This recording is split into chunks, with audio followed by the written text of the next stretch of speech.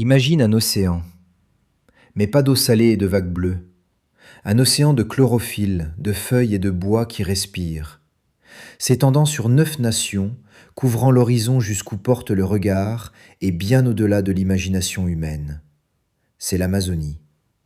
Ce n'est pas seulement une forêt, c'est le plus grand laboratoire biologique que l'univers ait jamais connu. Aujourd'hui, nous allons entrer dans le cœur vert de la planète pour comprendre pourquoi notre existence dépend de cet endroit. Beaucoup l'appellent le poumon du monde, une métaphore poétique mais scientifiquement inexacte. L'Amazonie consomme la majeure partie de l'oxygène qu'elle produit. Son véritable titre est beaucoup plus vital. Elle est le climatiseur de la Terre et le cœur pompant du système hydrologique mondial. Sans elle, l'équilibre climatique de l'hémisphère sud s'effondrerait en quelques années. Pour comprendre son échelle, nous avons besoin de comparaisons brutales. Le bassin amazonien couvre environ 7 millions de kilomètres carrés. Si l'Amazonie était un pays, ce serait le 9e plus grand du monde. Elle est plus grande que toute l'Union européenne. À l'intérieur, tous les États-Unis contigus pourraient y tenir. C'est une immensité qui défie les frontières et les gouvernements. Mais elle n'a pas toujours été ici. L'histoire de l'Amazonie commence il y a plus de 50 millions d'années.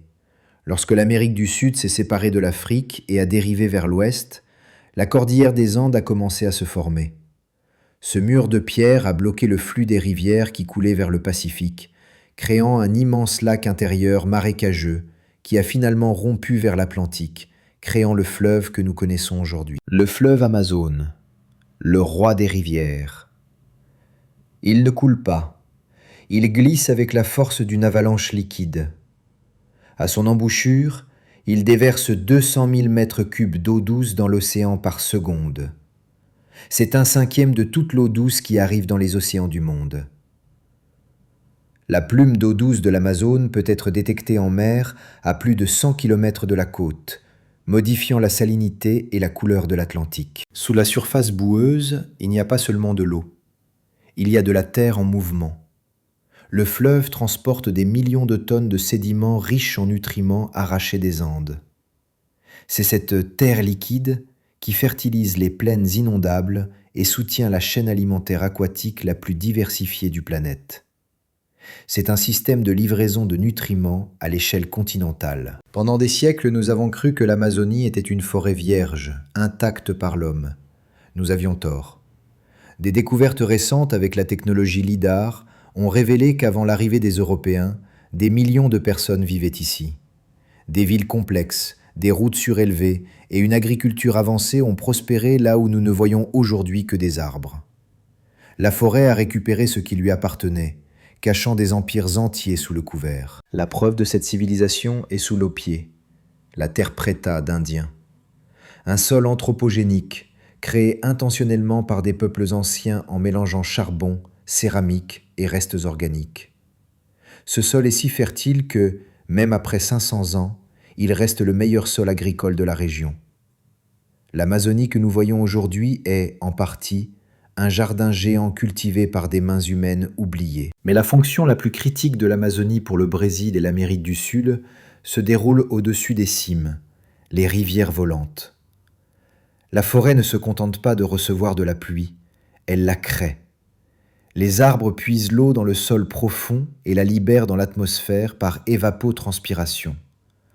Un seul grand arbre peut pomper 1000 litres d'eau dans l'air en une journée. Ensemble, les 400 milliards d'arbres de l'Amazonie rejettent 20 trillions de litres d'eau dans l'air chaque jour. C'est plus d'eau que ce que le fleuve Amazone lui-même déverse dans la mer.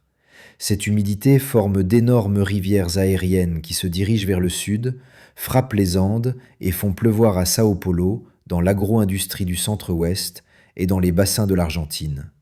Sans la forêt, le sud du continent serait un désert. La biodiversité de l'Amazonie est stupéfiante, abritant 10% des espèces de la planète.